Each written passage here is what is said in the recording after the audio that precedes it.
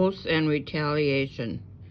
Again you have heard that it was said to the men of old, You shall not swear falsely, but shall perform to the Lord what you have sworn. But I say to you, do not swear at all, either by heaven, for it is the throne of God, or by the earth, for it is his footstool, or by Jerusalem, for it is the city of the great King. And do not swear by your head, for you cannot make one hair white or black. Let what you say be simple, yes or no. Anything more than that comes from evil. You have heard that it was said, an eye for an eye and a tooth for a tooth. But I say to you, do not resist one who is evil. But if anyone strikes you on the right cheek, turn to him the other cheek. And if anyone would sue you and take your coat, let him have your cloak as well. And if anyone forces you to go 1 mile, go with him 2 miles.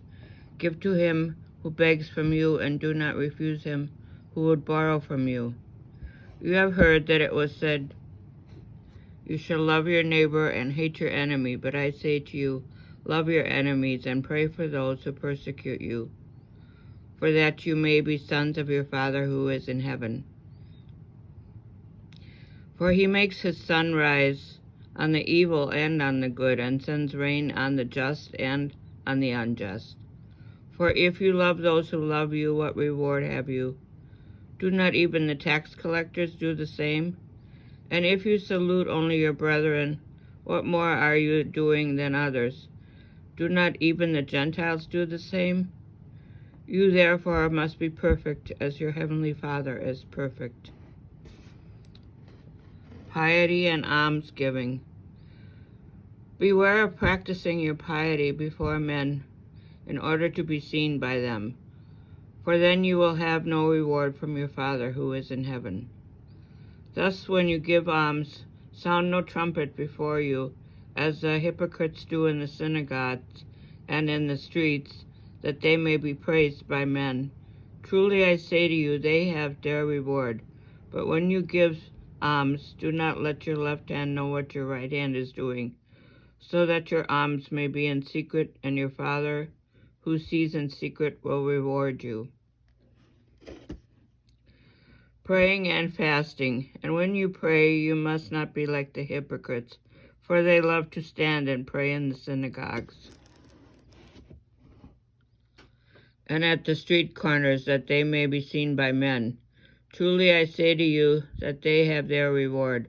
But when you pray, go into your room, shut the door, and pray to your Father who is in secret, and your Father who sees in secret will reward you.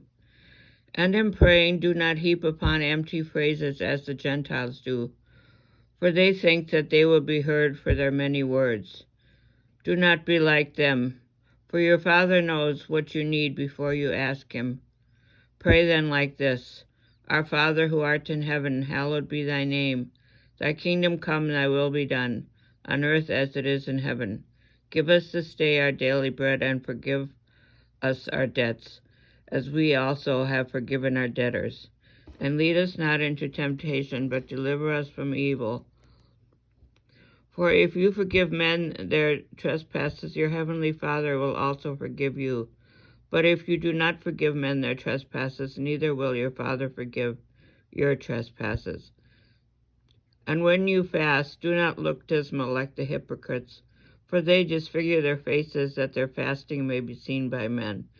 Truly I say to you, they have their reward. But when you fast, anoint your head and wash your face, that your fasting may not be seen by men, but by your Father who is in secret, and your Father who sees in secret will reward you.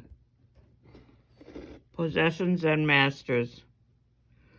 Do not lay upon yourselves treasures on earth, where moth and rust consume, and where thieves break in and steal, but lay up yourselves treasures in heaven, where neither moth nor rust consumes, and where thieves do not break in and steal. For where your treasure is, there will your heart be also. The eye is the lamp of the body, so if your eye is sound, your whole body will be sound, will be full of light. But if your eye is not sound, your whole body will be full of darkness. If then the light in you is darkness, how great is the darkness?